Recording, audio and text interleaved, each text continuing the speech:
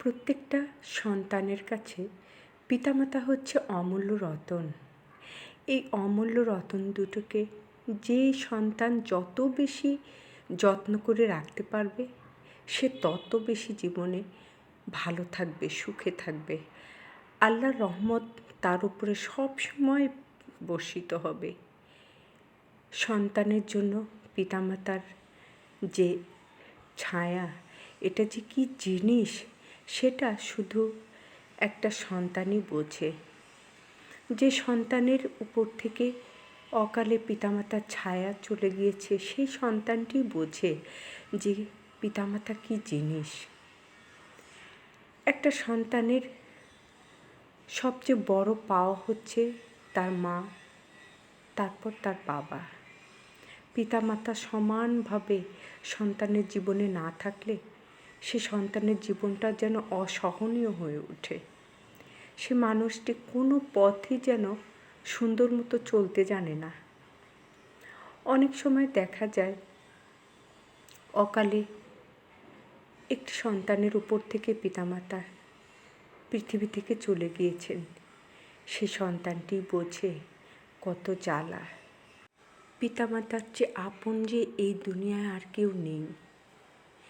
এজন্য পিতামাতাকে অন্যরকমভাবে সেবা যত্ন করা উচিত। আল্লাহ পাক যার যেভাবে পিতামাতাকে বাঁচিয়ে রেখেছেন, তাদের উচিত, প্রত্যেকটা সন্তানের উচিত তাদের পিতামাতাকে সর্বোচ্চ সাধ্য দিয়ে সেবা যত্ন করা। আমরা অনেক সময় না বুঝে বা বুঝে পিতামাতাকে কষ্ট দিয়ে ফেলি। এটা যে কত বড় গুনার কাজ তা আমরা বুঝি না, হয়তো বুঝেও না বুঝার ভান করি। এ সমস্ত গুনার কাজ থেকে আমরা সকলেই বিরত থাকার চেষ্টা করব। আমাদেরকে পৃথিবীর আলো দেখিয়েছেন আল্লাহর রহমতে আমাদের পিতামাতাই। আমরা এটা সকলেই জানি, সকলেই বুঝি। এই যে আমি বলছি এত কথা, হয়তো দেখা যায় আমিও কি কত রকমভাবে পিতামাতাকে ফিল করি।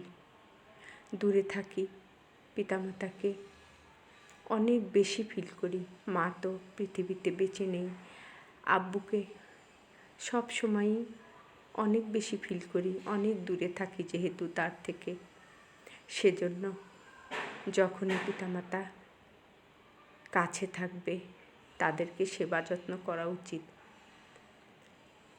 তাদেরকে অনেক বেশি আনন্দে রাখা উচিত। তাদের ঋণ তো কখনোই আমরা শোধ করতে পারবো না।